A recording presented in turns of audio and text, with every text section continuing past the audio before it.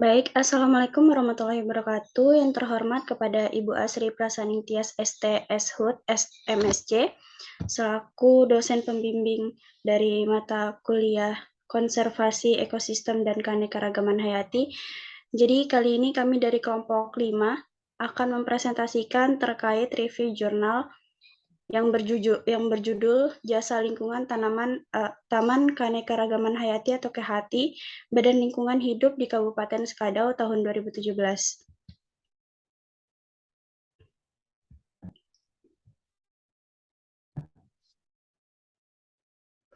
Adapun anggota kelompok dari kelompok 5 yaitu ada Desi Sari dengan NIM 08191016, Dizarat Mananda 08191020, Enrico Vincentius 08191024. Adapun outline pembahasan yang akan kami bahas yaitu pendahuluan, metode penelitian, hasil dan pembahasan, kemudian penutup. Berikutnya pendahuluan. Yang dilatar belakangnya yaitu dengan berdasarkan KLHK tahun 2015, Indonesia juga memiliki 10 lokasi taman KHATI. Salah satunya juga Taman KHATI Kabupaten Sekadau yang berada di Komplek Perkantoran Pemerintahan Kabupaten atau Pemkab Sekadau, Sintang, kilometer 9, Desa Bokak, Sebumbum dengan memiliki luas areal sekitar 25 hektar. Jadi Taman KHATI Sekadau ditingkatkan dengan tujuan guna penambahan tutupan lahan ruang terbuka hijau atau RTH, koleksi tumbuhan, pengembangan ilmu pengetahuan dan ekowisata, serta juga bibit dan juga benih. Dengan pembangunan Taman KHATI ini juga diharapkan untuk dapat mendukung konservasi flora dan juga fauna di luar kawasan hutan, sehingga dapat meningkatkan keanekaragaman hayati, khususnya juga di Kabupaten Sekadau.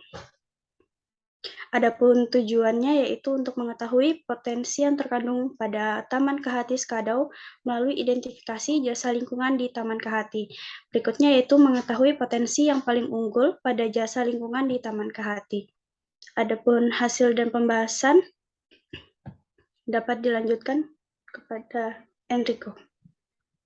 Baik, untuk metode penelitian yang digunakan meliputi objek penelitian yang berupa pengunjung yang sedang berkunjung ke Taman KHATI, kemudian ada pihak pengelola taman.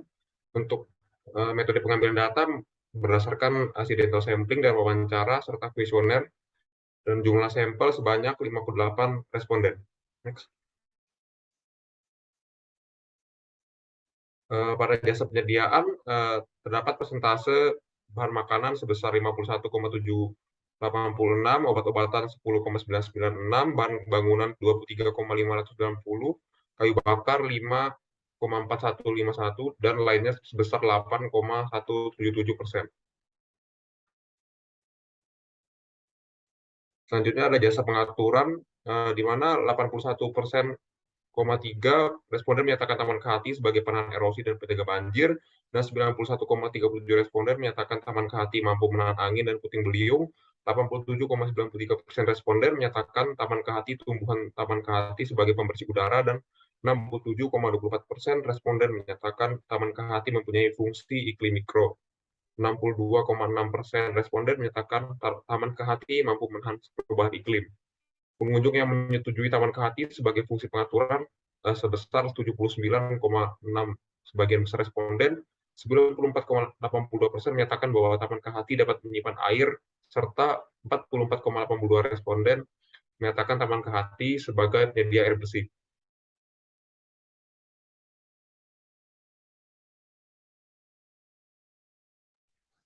Baik, berikutnya itu jasa budaya atau cultural service, yang dimana jasa lingkungan itu sebagai identitas dan juga keragaman budaya, baik itu nilai religius, nilai estetika, hubungan sosial, rekreasi, dan juga sebagainya. Jasa budaya yang dimaksud berupa aktivitas yang sedang berlangsung pada kawasan Taman KHATI seperti kegiatan rekreasi.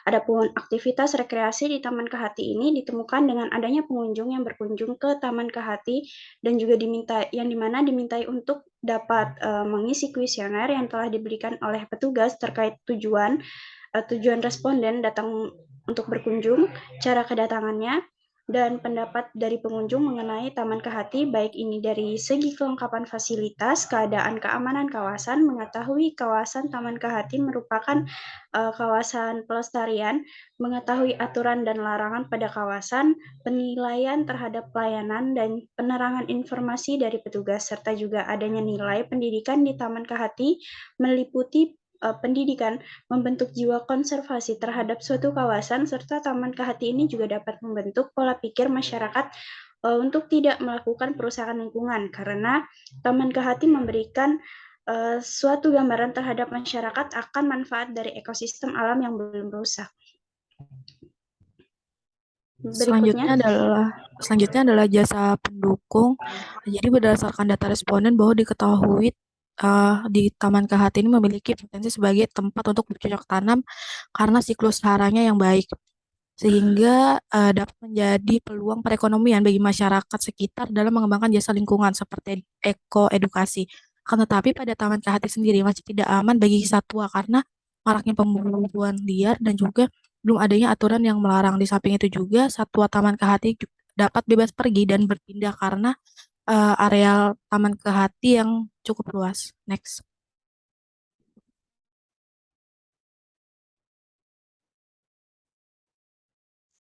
Selanjutnya adalah pandangan teoritis. Jadi dilihat dari potensi Taman Kehati yang perlu diperhatikan agar terus lestari dengan ketersediaan tanaman yang berada di Taman Kehati sendiri, sehingga juga lingkungan yang masih asri dengan udara yang segar dan banyaknya satwa yang hidup di Taman Kehati.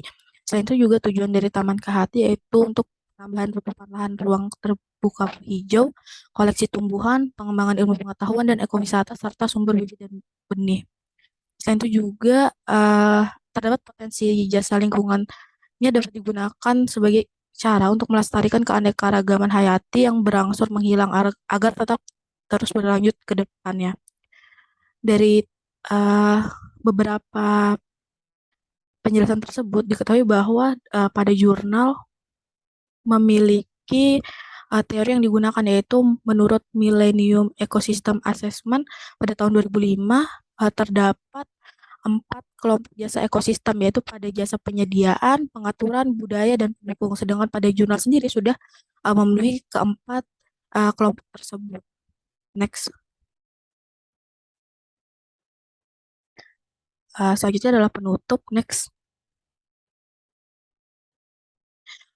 Terdapat kesimpulan yang didapatkan bahwa yang pertama berdasarkan analisis yang telah dilakukan terdapat potensi melalui identifikasi jasa lingkungan, yaitu yang pertama adalah jasa penyediaan di Taman Kehati sendiri memiliki potensi yang dapat dimanfaatkan yaitu tanaman kehutanan, buah-buahan, obat-obatan, sayuran, dan lainnya. Pada jasa pengaturan memiliki potensi baik untuk digunakan sebagai penyimpanan air dan kualitas udara yang baik. Pada jasa budaya diketahui bahwa di Taman Kehati sendiri dapat digunakan sebagai tempat wisata alam dan kegiatan rekreasi. Sedangkan pada jasa pendukung diketahui bahwa Taman Kehati memiliki siklus hara yang baik sehingga dapat dilakukan untuk bercocok tanam dan juga mendukung tempat tinggal satwa. Lalu yang kedua didapatkan kesimpulan bahwa setelah dilakukan identifikasi jasa lingkungan secara menyeluruh, diketahui bahwa potensi Taman Kehati yang paling dominan sendiri karena banyaknya jenis tanaman yang dapat dimanfaatkan sebagai makanan. Next.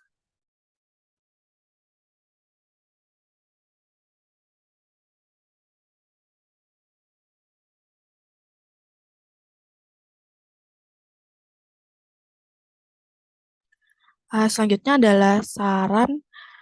Sebaiknya pada jurnal perlunya dilengkapi dengan gambar yang mendukung penelitian misalnya seperti kondisi existing dan juga peta lokasi.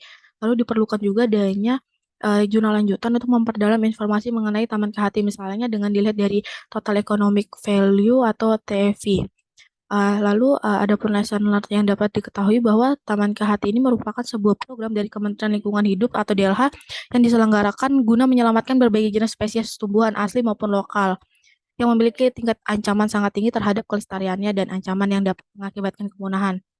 Sehingga dengan manfaat lainnya seperti koleksi tumbuhan, mengembangkan tumbuhan dan satwa pendukung penyediaan bibit, sarana pendidikan, penelitian dan pengembangan ilmu pengetahuan serta ekowisata, lalu adanya ruang terbuka hijau serta sumber genetik tumbuhan dan tanaman lokal.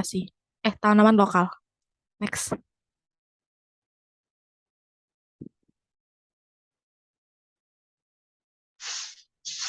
Baik. Baik, sekian presentasi dari kelompok 5. Kurang dan lebihnya mohon dimaafkan. Wassalamualaikum warahmatullahi wabarakatuh.